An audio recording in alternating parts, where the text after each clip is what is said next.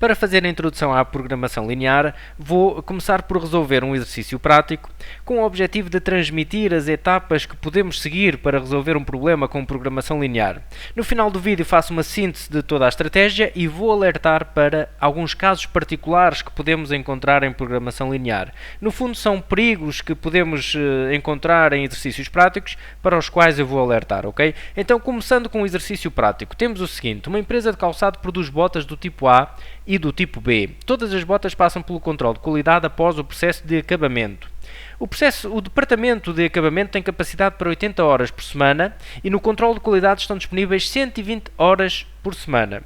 Cada par de botas do tipo A demora 1 hora no processo de acabamento e 3 horas no controle de qualidade. Cada par de botas do tipo B demora 2 horas no processo de acabamento e 2 horas no controle de qualidade. As botas do tipo A são vendidas a 80 euros cada par e as botas do tipo B a 70 euros cada par. Supondo que é vendida toda a produção, quantos pares de botas do tipo A e do tipo B devem ser produzidos por semana para a empresa obter rendimento máximo? Bom, este é o objetivo da programação linear, é encontrar uma solução ótima de entre várias possíveis. Bom, e reparem que encontrar uma solução ótima nem sempre é encontrar o máximo de uma função, como estamos aqui a sugerir neste caso. Queremos o rendimento máximo, mas encontrar uma solução ótima pode ser encontrar o mínimo também. Imaginem um contexto em que temos uma empresa de transportes que tem várias rotas, vários percursos para o seu dia-a-dia e pretende descobrir qual o percurso ótimo para gastar o mínimo de combustível. Bom, nesse caso já pretendíamos minimizar uma função, determinar o mínimo. Pode ser determinar o máximo ou o mínimo, ok?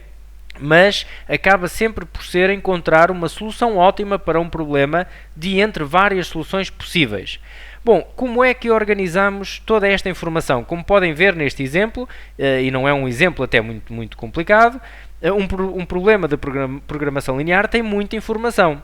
As etapas que eu vou sugerir agora, portanto, não é uma sequência rígida, pode ser flexível, portanto, a sequência que eu vou apresentar das etapas pode ser alterada, mas é a minha forma de transmitir um processo simples para resolver problemas, ok, de programação linear, pretende organizar toda esta informação.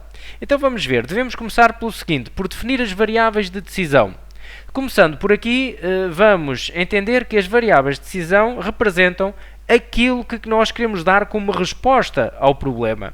Então, para ajudar a decidir que variáveis de decisão temos no problema, vamos olhar para a pergunta diretamente. Se olharmos para a pergunta, reparem, temos aqui quantos pares de botas do tipo A e do tipo B devem ser produzidos por semana.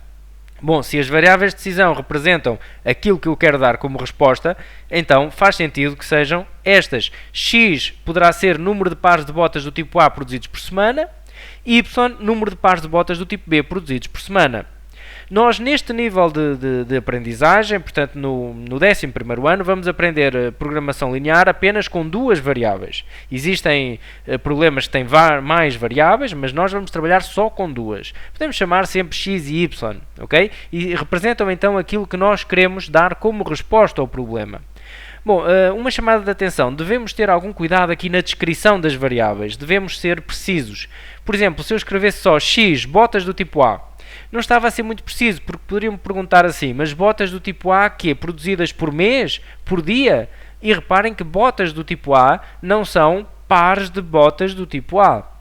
Cada par de botas tem duas botas e por isso devemos ter algum cuidado quando referimos, quando fazemos a descrição das variáveis, ok? Principalmente às unidades. Se eu estou a falar de açúcar, devo ter em atenção se é o quê? Quilos de açúcar ou toneladas de açúcar? E é por quê? Por mês ou por semana? Ok? Portanto, esse tipo de pormenor deve estar claro ao definir as variáveis. Bom, mas este primeiro passo não é então muito difícil de obter. Como eu disse, a dica aqui é olhar diretamente para a pergunta e tentar perceber, porque as variáveis saltam à vista quando nós lemos a pergunta do problema, ok? Bom, num segundo ponto, vamos então definir a função objetivo ou função lucro. Podemos chamar função objetivo ou função lucro. E lá está, como eu disse há pouco, este segundo ponto pode ser feito também no final do problema. Eu prefiro fazer já, depois de definir as variáveis, vou já à procura da função que pretendo maximizar ou minimizar. Portanto, esta função objetivo ou função lucro é aquela função que nós queremos maximizar, neste caso, ou também minimizar, como aquele exemplo que eu falei dos transportes. Bom, então eu vou pensar assim, eu quero o máximo de quê? O máximo de rendimento. Então eu neste enunciado vou à procura de uma expressão que me dá o rendimento, neste caso em dinheiro, mas reparem que o rendimento não tem de ser sempre em dinheiro, ok? Por exemplo, no caso dos transportes que eu falei há pouco, a função lucro poderia representar litros de combustível. Ok? Mas neste caso faz sentido aqui falar de dinheiro. Queremos o rendimento máximo, estamos a vender botas. Então vamos, em função, escrever uma expressão em função deste x e deste y, que me dê o rendimento, em euros neste caso, não é? Bom, e temos aqui este parágrafo. As botas do tipo A são vendidas a 80 euros cada par e as botas do tipo B 70 euros cada par. Então, se eu vou produzir X pares de botas do tipo A, e reparem que será vendida toda a produção, então vai render aqui, com a venda dos pares de botas do tipo A, 80 vezes X. Imaginem que X é 7. Eu vou produzir 7 pares de botas do tipo A. Se cada um vai render 80 euros, será 80 vezes 7. Mas como eu vou produzir X, será 80 vezes X. Bom, também podemos concluir que será 70Y para os pares de botas do tipo B, porque eu vou produzir Y pares de botas do tipo B. Como cada um rende 70 euros, será 70Y. Ora, então temos de adicionar os dois rendimentos para obter o rendimento total. Por isso é que a função lucro ou função objetivo é 80x mais 70y. Okay? Este 80 veio aqui do valor de cada par de botas do tipo A, que depois multiplicamos pelo número de par de botas que vamos produzir, e o 70y vem aqui dos pares de botas do tipo B. Podemos chamar esta função L maiúsculo, de função lucro. Há também quem utilize muito um Z maiúsculo para representar esta função, isso tanto faz, ok? Bom, o segundo ponto também não é muito difícil de obter. Geralmente, com uma leitura atenta do enunciado, conseguimos obter facilmente a função lucro ou função objetivo. Vamos agora àquilo que pode ser mais complicado num problema de programação linear, que é obter aqui as restrições do problema, ok? Encontrar as restrições do problema. O número de restrições não é fixo, um problema pode ter 4 restrições, outro pode ter 6, outro pode ter 7, 8, portanto, depende do problema, ok? Mas existem algumas indicações que podemos dar. Portanto, as restrições é tudo aquilo que nos limita de alguma forma, estaremos limitados a alguma coisa. As nossas variáveis estarão limitadas a determinada situação. E como é que nós as descobrimos? Como eu disse há pouco, neste ponto devemos, digamos, ter mais um pouco de concentração ao analisar o enunciado, ok? Vamos então ver. Primeira situação, devemos representar aqui uma chaveta, onde vamos escrever então aqui todas as restrições. Eu tenho já aqui duas que são as chamadas restrições triviais, que aparecem na generalidade dos problemas de programação linear, porque as variáveis que vamos estudar não farão sentido assumir valores negativos. Reparem, x, número de par de botas do tipo A, y, número de par de botas do tipo B. Não faz sentido que x e y tomem valores negativos. E por isso, x tem que ser maior ou igual a 0 e y tem de ser maior ou igual a 0. Okay? São as chamadas restrições triviais. E agora vamos ler com atenção o enunciado e tentar perceber que outras restrições posso ter a estas variáveis. Então vamos ver. Uma empresa de calçado produz botas do tipo A e do tipo B. Ok. Aqui não tenho nenhuma restrição. Todas as botas passam pelo controle de qualidade após o processo de acabamento. Aqui também não tenho restrição alguma. O departamento de acabamento tem capacidade para 80 horas por semana. Bom, isto já é uma restrição. Reparem, no departamento de acabamento eu sei que estou limitado a 80 horas por semana. A produção de botas neste, portanto, departamento está limitada a estas 80 horas por semana. Por isso, isto é uma restrição. Da mesma forma que no controle de qualidade estão disponíveis apenas 120 horas por semana. Também é uma restrição. E por isso vamos colocar aqui em linguagem matemática estas restrições. Portanto, o total de horas investidos por semana, gastos por semana no departamento de acabamento, tem de ser inferior ou igual a 80. É isso que vamos escrever. Ora, como é que nós escrevemos uma expressão, utilizando as variáveis x e y, que nos representa o total de horas no departamento de acabamento? Bom, vamos ler. Estamos então aqui a falar do 80 para o departamento de acabamento, tem de ser menor ou igual que 80. E temos esta informação. Cada par de botas do tipo A demora 1 hora no processo de acabamento e 3 horas no controle de qualidade, já lá vamos. Cada par de botas do tipo B demora 2 horas no processo de acabamento e depois tem 2 horas no controle de qualidade, também já lá vamos. Vamos agora trabalhar aqui o processo de acabamento, porque é isto que nós queremos que seja inferior ou igual a 80. Bom, então uma expressão que nos permita ter o total de horas dos dois tipos de botas neste processo de acabamento. Uma vez que os pares de botas do tipo A, cada par de botas demora 1 hora, se eu vou produzir X, então eu vou ter 1 vezes X, ok? Horas, isto agora são horas, ok? Imaginem que eu iria produzir 5 pares de botas do tipo A. Cada par de botas demora 1 hora, então teria 1 vezes 5, que daria 5 horas. Bom, mais, e agora tenho de contabilizar o gasto em horas pelos pares de botas do tipo B. E cada par de botas do tipo B demora 2 horas no processo de acabamento. Ora, se eu vou produzir Y, imaginem agora que Y seria 3. Então, se cada par de botas demora 2 horas, eu vou produzir 3 pares, seria 2 vezes 3. Mas como eu vou produzir Y, vou colocar 2 vezes Y. Ok? E esta expressão x mais 2y dá então o total de horas gastos pelos dois tipos de botas no processo de acabamento. E isso tem de ser inferior ou igual a 80. Bom, da mesma forma, temos aqui algo que vamos agora trabalhar a restrição do controle de qualidade. Portanto, temos aqui algo que tem de ser inferior a 120.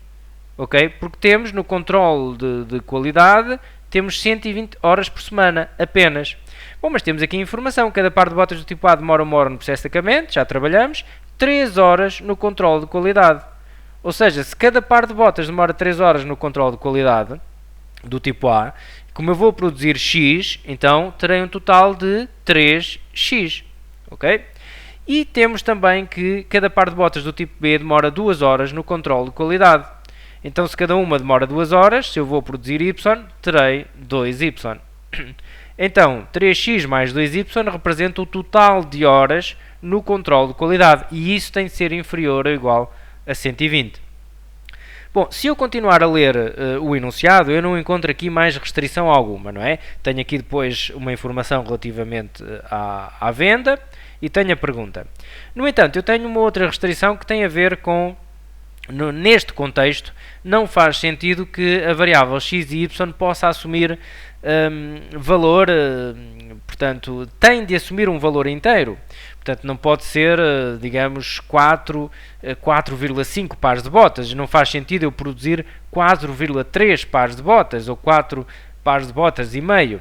E por isso vamos dizer que neste contexto o x e o y pertencem a n, incluindo o zero. Podem ser zero. Poderá fazer sentido, poderá ser fazer parte da solução ótima eu não produzir, por exemplo, nada do tipo A e produzir tudo do tipo B. Isso depende, ok? Portanto, pode ser zero. Portanto, pertence a n, zero. Bom, vou então apagar porque tenho isso escrito aqui de forma mais organizada. Temos então as restrições. Eu vou escrever agora aqui isto que aqui apresentei.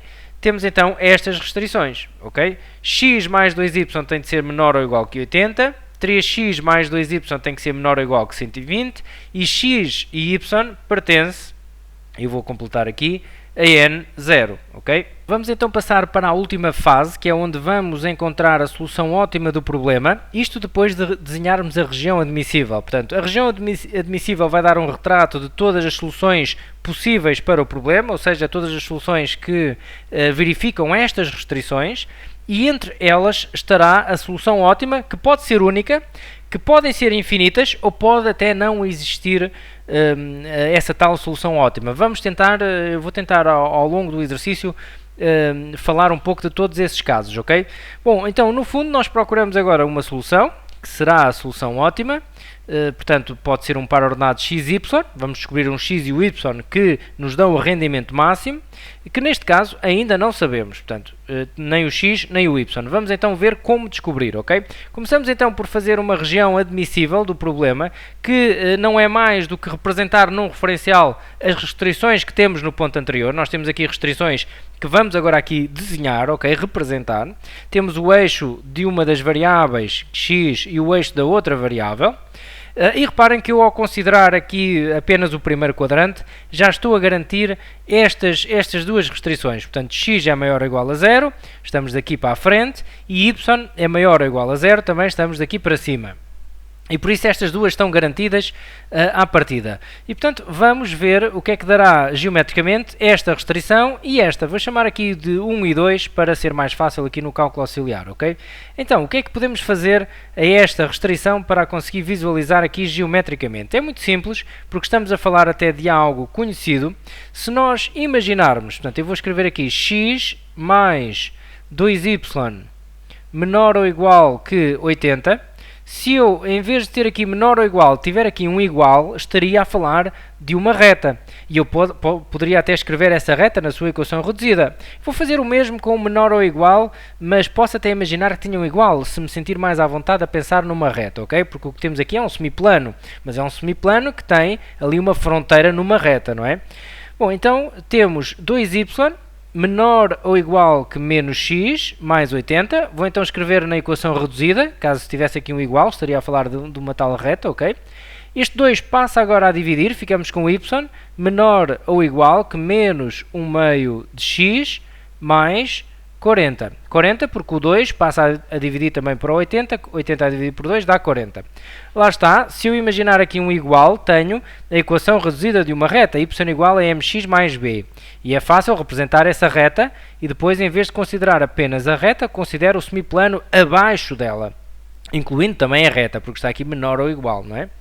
Bom, vou fazer o mesmo aqui com a segunda restrição, ok? E temos então 3x mais 2y menor ou igual que 120, ok? E vamos escrever também na equação reduzida da reta, imaginando que está ali um igual. Ficamos com 2y menor ou igual que menos 3x mais 120. E agora o 2 passa a dividir e ficamos com menos 3 sobre 2x mais 60. Ok? Dá 120 a dividir por 2, que dá 60. E conseguimos imaginar novamente aqui a equação reduzida de uma reta, ok? E portanto é fácil representar, eu vou explicar como. Podemos ter uma ideia como é que as retas se intersetam e como é que elas estão aqui no referencial. Então, para desenhar estas duas retas, retas se tivermos lá o igual, ok? Vamos imaginar que temos ali o igual e desenhar agora as retas. Bom, então reparem, qual delas é que tem maior ordenada na origem? A ordenada na origem aqui é 40, é onde interseta o eixo dos y, e aqui é 60. Vamos começar por aquela que tem maior ordenada na origem, ok? Que é esta aqui. Passa aqui no 60, então, marcamos aqui logo 60, porque ela tem de passar neste ponto. Vemos também que a reta tem declive negativo, aqui o declive é negativo, e portanto ela é assim decrescente, em algum momento terá de intersetar aqui o eixo das abscissas. Bom, este ponto é importante para a continuação do exercício, poderá ser importante, e por isso vamos descobri-lo já. Como é que eu posso descobrir onde é que esta reta interseta o eixo das abscissas? Bom, basta lembrar que num ponto que pertence ao eixo das abscissas, o y é logo 0, não é? Então, se o y é 0, eu venho aqui à equação desta reta, vou dizer que o y é 0, agora sim vou trabalhar mesmo com o igual, porque estou a falar da reta, ok? Vou dizer que o y é 0 e determinar o x, para ver onde é que interseta o eixo das abscissas. Então, o 60 passa para este membro, fica menos 60, igual a menos 3x sobre 2. O 2 passa agora a multiplicar, fica menos 120, igual a menos 3x. Multiplicamos tudo por menos 1 e fica tudo positivo. Fica 120 a dividir por 3, igual a x. Ora, 120 a dividir por 3 dá 40. Então, passa aqui em 40, ok? No eixo das abscissas. Temos então esta reta, ok? A passar assim aqui, ok? Bom, como é que eu desenho a outra? Bom, faço algo idêntico, não é? Ela passa aqui no 40 agora, vamos imaginar que o 40 está por aqui, isto não está à escala, não é? Portanto, é um esboço. Vamos ver também, uma vez que ela tem declive negativo, onde é que interseta o eixo das abscissas, fazendo um raciocínio idêntico. Vamos colocar aqui 0 no y e resolver. Portanto, temos menos x sobre 2 mais 40. O 40 passa para este membro, fica menos 40 igual a menos x sobre 2. O 2 passa a multiplicar e fica menos 80 igual a menos x. Multiplicamos tudo por menos 1 e ficamos com x igual a 80. Então, esta passará aqui em 80. Temos assim esta reta, ok? Bom, eu tenho aqui as retas desenhadas de forma mais rigorosa, foi só para explicar como é que poderíamos obter as retas. É fácil, basta encontrar o ponto de interseção com o eixo das abscissas, temos aqui a ordenada na origem e conseguimos desenhar as retas, ok? Bom, como eu disse, eu vou apagar então, porque tenho aqui o desenho feito de forma mais rigorosa, ok? E já estamos em condições de desenhar a região admissível, que é aquela região onde nós vamos visualizar então todos os pontos que são candidatos a solução ótima, ou seja, são soluções possíveis para o problema e entre eles estará uma solução ótima. Bom, temos então as seguintes retas, que eu agora tenho aqui já desenhadas. Vou marcar novamente os pontos, sabemos que aqui é 60, sabemos que aqui é 40, já vimos que a interseção aqui com o eixo das abscissas aqui deu 40 e aqui deu 80. Já disse que isto não está à escala, ok? É apenas um esboço. Bom, agora reparem, nas nossas restrições nós temos aqui menor ou igual. E aqui nestas condições também. Tenho aqui menor ou igual. Por isso eu não quero só a reta, eu quero tudo o que está abaixo da reta, incluindo também as retas, não é? Então eu vou intersetar essas duas regiões. Tudo o que está abaixo desta reta, vou fazer assim com linhas horizontais, ok? Marcar aqui tudo o que está abaixo desta reta e vou intersetar com tudo o que está abaixo da outra, ok?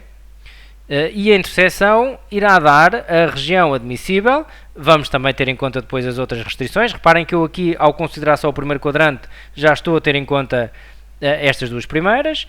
E agora vou pintar assim com linhas, portanto, verticais, tudo o que está abaixo desta reta, ok? Digamos que esta reta é a 1, aqui era a 2, que eu tenho ali no cálculo auxiliar, e vamos fazer a interseção para ver o que é que obtemos, que será a tal região admissível, ok?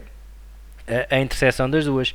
Bom, e como podemos ver, onde é que estamos a ver linhas verticais e linhas horizontais? É só nesta região que eu estou agora a pintar. Aqui estamos a ver as duas. E, portanto, estas duas zonas aqui não entram para a interseção, porque não têm as duas regiões, não pertencem à interseção das duas. E por isso eu vou apagar, ok?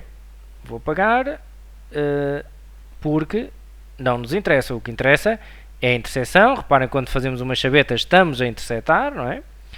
É isto que nos interessa, ok? Vou apagar, vou ainda salientar um pouco melhor ali a região admissível, que são então todos os pontos que estão aqui nesta região, se bem que nós queremos apenas os valores inteiros, ok? Mas isso já vamos no final ver como é que procedemos. Portanto, todos os pontos que estão aqui nesta região verificam estas restrições, ok? Se considerarmos só os valores inteiros nesta região, então estamos a incluir também esta restrição. Bom, então o que nós devemos saber é o seguinte, para encontrar a solução ótima. Como é que vamos procurar a solução ótima? Há dois processos, há um processo gráfico e um processo mais analítico, que eu vou aqui explicar, mas temos à partida de ter um conhecimento. A solução ótima de um problema de programação linear, quando temos uma região admissível limitada, como é aqui o caso, esta região é limitada, não é? Está em pelo menos um dos vértices da região. Em pelo menos um, porque pode ter mais que uma solução ótima. Eu vou já explicar em que casos. Mas em pelo menos um dos vértices estará a solução ótima do problema. Bom, isso quer dizer que estes vértices, os vértices desta região, portanto, isto é um vértice da região, este ponto 0, 0. Este é outro vértice, que tem coordenadas 40, 0. Aqui temos outro vértice, que não sabemos as coordenadas, mas vamos já descobrir. É também candidato a ser solução ótima. E aqui temos um outro vértice desta região, que também é candidato a solução ótima, que tem de coordenadas 0, 40. Então o que podemos fazer é organizar numa tabela todos estes vértices, x, y, e vamos colocar aqui a função lucro, ou função objetivo, L de xy, igual a 80x mais 70y, 80x mais 70y, e o que vamos fazer é verificar quais destes vértices melhor satisfazem o nosso objetivo, que é o melhor rendimento possível. Então vamos colocar aqui as coordenadas, começamos por exemplo aqui por esta, 0, 0. Depois temos as coordenadas deste vértice, que é 40, 0. Deste vértice aqui ainda não sabemos as coordenadas, vamos já descobrir, e deste temos 0, 40. Bom, então vamos já descobrir as coordenadas deste vértice. E para isso basta resolver um sistema de duas equações, porque reparem que este vértice resulta da interseção destas duas retas. Então eu vou fazer aqui um sistemazinho, onde vou intersetar esta reta, x mais 2y igual a 80, agora trabalhando mesmo com a reta, ok? 3x mais 2y igual a 120. Bom, reparem o que é que podemos aqui fazer. Uma vez que tenho aqui 2y, posso resolver a equação lá de cima em ordem a 2y. Fica aqui 80 menos x. Vou substituir o 2y agora aqui. Fica 3x mais 80 menos x igual a 120. Ok? E, portanto, ficamos aqui com 3x menos x dá 2x igual a 120 menos 80 é o que eu preciso para aqui.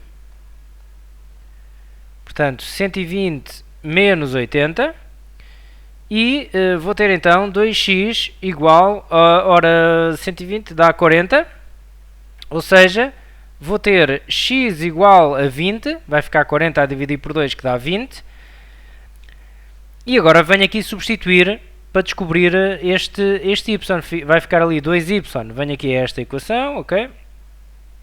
Fica 2y igual a 80 menos 20, ou seja, 2y igual a 60, que dá y igual a 30 e x igual a 20. Bom, então aqui sabemos que é 20, 30, as coordenadas, ok?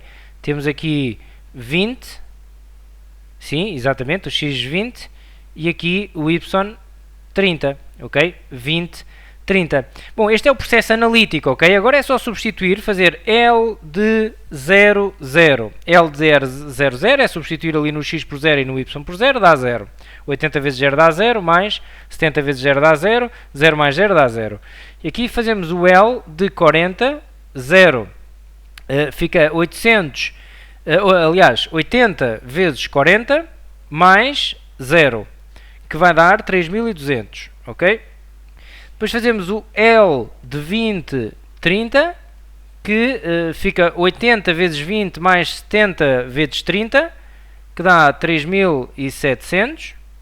E depois temos aqui 0, L de 0, 40, que fica 80 vezes 0 mais 70 vezes 40, que dá 2.800. Então encontramos a solução ótima, que é esta aqui. Okay? Por isso, neste momento, já temos a resposta ao problema e, reparem, eu vou já falar um pouco sobre isto, a minha solução deu já valores inteiros, 20, 30, ótimo, maravilha, já não tenho então de me preocupar com mais nada. Mas se não desse, e eu vou referir isto depois no final do vídeo novamente, mas digo já, saliento já esse aspecto, portanto a solução ótima dá 20, 30, se não desse aqui valores inteiros, uma vez que eu quero uma solução inteira, não podia fazer aqui arredondamentos, ok? Isso é algo que não se pode fazer. Por vezes, se fizermos arredondamentos, calha que coincide com a solução ótima, mas o que é verdade é que podemos fazer arredondamentos aqui à solução que obtemos. Imaginem que as coordenadas deste vértice não dava valores inteiros, dava 20,1 e 30,2. Eu não posso arredondar esses valores para 20 e 30, porque esse arredondamento pode não ser a solução ótima do problema, se eu estou à procura de valores inteiros, mas na componente prática desta mesma aula está um exercício onde isso acontece para verem com atenção, ok? Bom, então temos a solução do problema. Agora vou só falar de uma outra forma, uma forma gráfica de obter a solução, que é a seguinte, portanto, baseada numa família de retas que vamos obter aqui da função objetivo. Eu vou resolver esta equação em ordem a y. reparem que fica 70y igual a menos 80x mais L de xy. Vou escrever na equação reduzida da reta, ok? Fica então com y igual a menos 80 sobre 70x mais L de xy a dividir por 70. Bom, e reparem que temos aqui uma família de retas que tem todas o mesmo declive e a ordenada na origem depende da função objetivo, da função lucro que nós queremos maximizar. E reparem que estes x e y são as variáveis que têm de pertencer à região admissível, para estarmos a falar de soluções do problema. Então, se considerarmos a reta deste tipo, desta família, que tem a maior ordenada na origem, porque reparem, quanto maior for a função lucro, que é isso que nós queremos maximizar, maior é a ordenada na origem das retas desta família. E por isso, se nós considerarmos retas com este declive, começando aqui, portanto, até com um lucro considerado zero, ou seja, temos aqui uma reta que passa na origem, estamos a considerar que aqui a ordenada na origem é zero e que tem este declive. E se formos representando retas, digamos que vamos varrer a região admissível, vamos varrer, é como se varrêssemos com uma vassoura. Vamos fazendo retas com o mesmo declive, reparem que as retas têm o mesmo declive, à procura daquela reta que tem a maior ordenada na origem e que toca na região admissível. Reparem onde é que ela está, é esta aqui.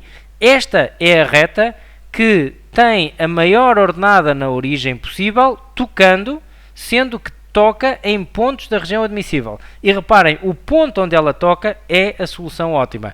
E por isso, esta é uma forma de obtermos a solução ótima geometricamente. Consideramos então retas com este declive, podemos fazer a primeira a passar aqui na origem, vamos varrendo a região admissível e quando tivermos, ou podemos até considerar que quando a reta tocar num último ponto, mas às vezes pode ser mais do que um, imaginem que era uma reta que era paralela aqui a este segmento, pode tocar em mais que um ponto, ok? Portanto, estamos à procura da reta que tem maior ordenada na origem e que toca na região admissível. Portanto, esse ponto onde ela toca na região admissível é então a solução ótima, ok? Bom, falando então aqui de alguns aspectos e fazendo aqui uma síntese de tudo o que acabamos de ver. Nós temos estas 4 etapas e no final consideramos o seguinte: se nós temos uma região admissível, vamos considerar que R é uma região admissível e temos uma função objetiva, uma função lucro L de xy. Podemos considerar então o seguinte: se R é limitada, como aconteceu no exemplo que eu acabei de mostrar, então a função lucro ou função objetivo tem máximo ou mínimo nessa região que ocorrem em pelo menos um dos vértices de R, ok? Bom, isto quer dizer em pelo menos um porque pode ter mais do que uma solução. Eu vou dar aqui um exemplo rápido, até trabalhando mais ou menos com a região que nós tínhamos. Nós tínhamos então esta região aqui, tinha aqui um vértice, tinha aqui outro, tinha aqui outro, tinha aqui outro. Imaginem que este vértice dava a solução ótima e este também. Bom, então todos os pontos que estão também nesta aresta também seriam solução ótima. E isso pode acontecer. Por isso é que diz aqui pelo menos, porque podem existir casos em que dois vértices dão solução ótima e, portanto, também ficam já com a informação que se isso acontecer, todos os vértices, todos os pontos que estão neste segmento também serão solução ótima do problema, ok? E por isso é que diz, ocorre em pelo menos um dos vértices de R.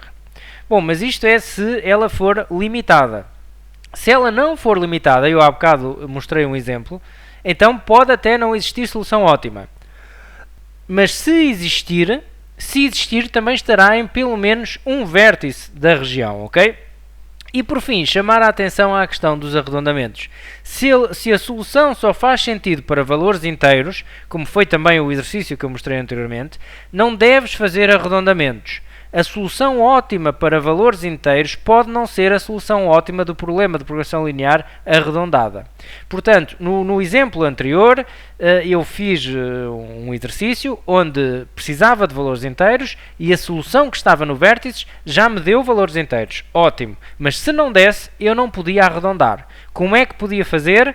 Vejam o exercício que está na componente prática, que fala especificamente desta situação, ok?